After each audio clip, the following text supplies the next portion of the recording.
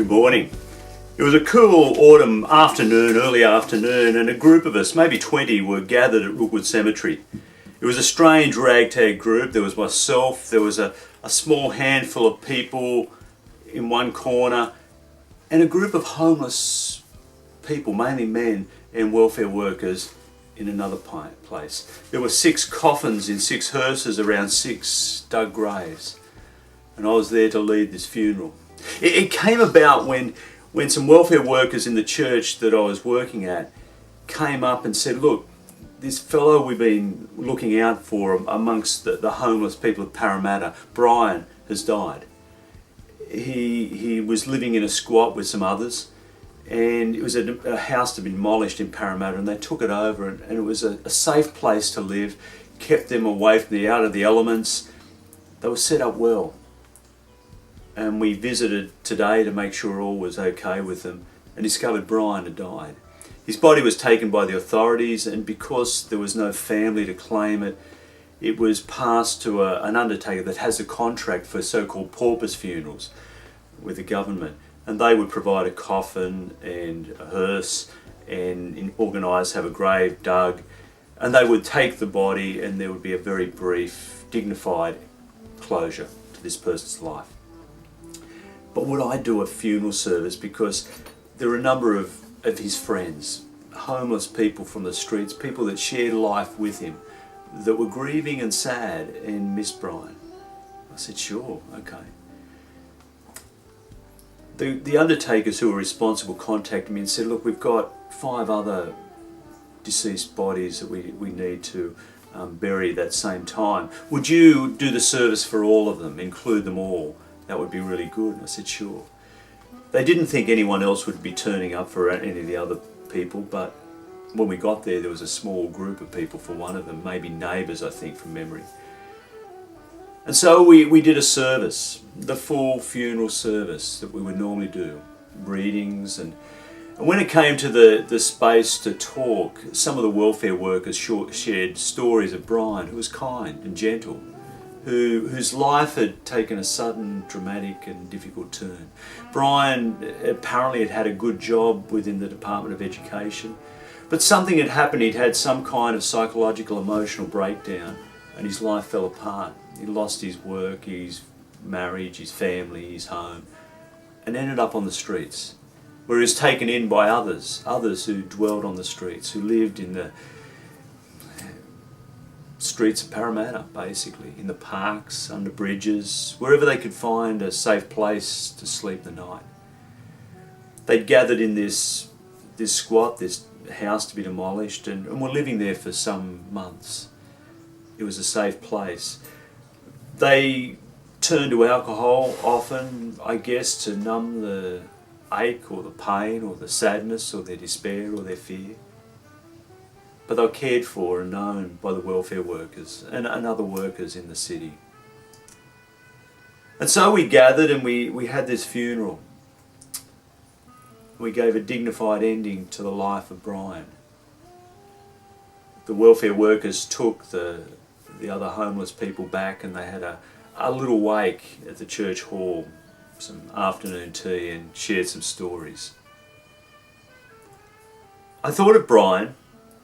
I guess it's hard not to think of people like Brian this last couple of weeks, where Queen Elizabeth II's funeral and the memorials and parades and the whole pageantry and dignified ending to her life has been broadcast on TV and social media and wherever.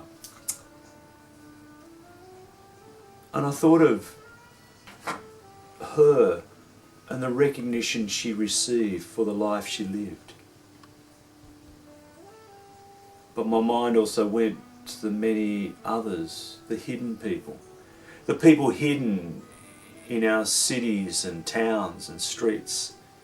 People like Brian who are homeless, who are invisible, who no one really knows, who people don't see, who ignore. When they're walking down the streets, we either don't see them or pretend not to see them, or get out of their way. People who live with mental health issues, mental illness, schizophrenia or severe depression, and who hide from gatherings of people, who are afraid in public places, whose lives are difficult. And if they don't have carers and people to look after them, their lives are hard. Or the families of the children we used to work with, and some still do in the special school locally. Children who have intellectual disabilities and often physical and other emotional and psychological issues, who need special care, and some need care around the clock, whose families find it hard to participate in all the normal things of life because their child needs such care and it's so difficult, and they're hidden. Or the refugees and asylum seekers I've heard the stories of, who have lived in fear and persecution for so long, and are trying to find their way in a strange land and learn the language and customs and find a way to live. But who are often hidden away, and certainly in detention centres, or nowadays on Manus Island or wherever. People who are locked away from the world, invisible people, but human beings. Or the Indigenous people of the lands that have been colonised, deprived of land and culture and language, and sometimes taken from families, who have lost a sense of their own identity, who don't know where they exist, and are silenced. I thought of all these hidden and invisible people this week when I read Luke's story of Jesus, or the story he tells of Jesus that Jesus shared. It's a strange story and a confronting one. He tells his story of a poor man, Lazarus. Lazarus was this poor man who begged, who was sat at a rich man's gate and begged. He had nothing. He was so pathetic in his life that even the dogs licked his sores, and he yearned for just some of the scraps of the rich man's table, but he got nothing. Lazarus died. And in this story, there's this twist, this great turnaround, where Lazarus goes to this other place. And there, Father Abraham, the patriarch of the Jewish people, tends to his needs, gives him the comfort and life and the things that he missed in this world. And he's given comfort and luxury. Meanwhile, the rich man who owned the house, he dies. But he's taken to a different place, across a great chasm. And there he struggles, and he's thirsty, and he can see Abraham tending to Lazarus. And he sees Lazarus for the first time, notices him, and that he's got water to drink and food to eat. And he begs Abraham to give him some. But Abraham says, look, I can't. There's a big chasm between us. And anyway, in life, you got everything you wanted and more. You had far too much, and Lazarus had nothing, and you ignored him. You passed him by and you didn't even notice him. Now it's his turn to get something and your turn to struggle. And the rich man's concerned. He says, well, could you send Lazarus or someone back to tell my friends and family, to warn them? And Abraham says, well, what do you mean?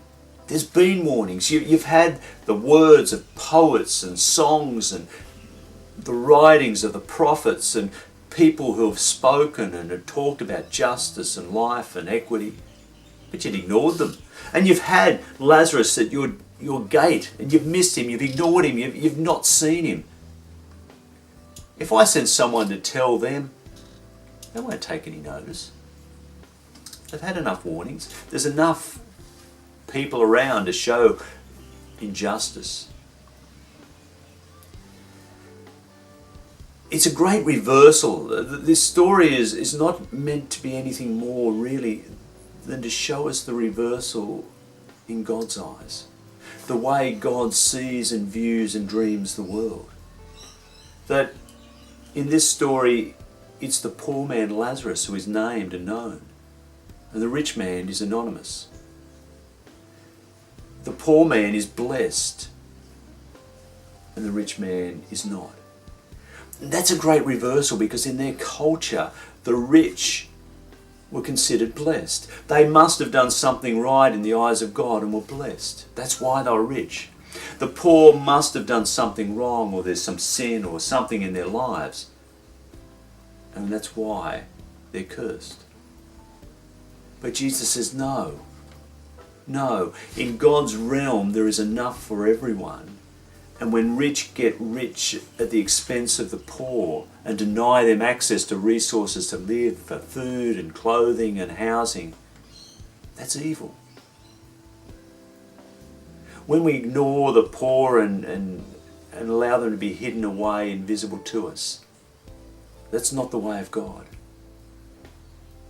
God welcomes everyone to the table of life, ensuring there's enough resources for everyone to have what they need. But in our world, it's so distorted and broken that some have far too much and some have nothing. And Jesus says this is wrong. It's not the way of God. It's not the way of love. And it's not the way of life for anyone. If you want to live deeply and truly, then ensure everyone has enough and no one has too much. And then you'll find a deeper sense of life and hope and peace and justice. Life as it's meant to be. How about you? Are you following this way of Jesus?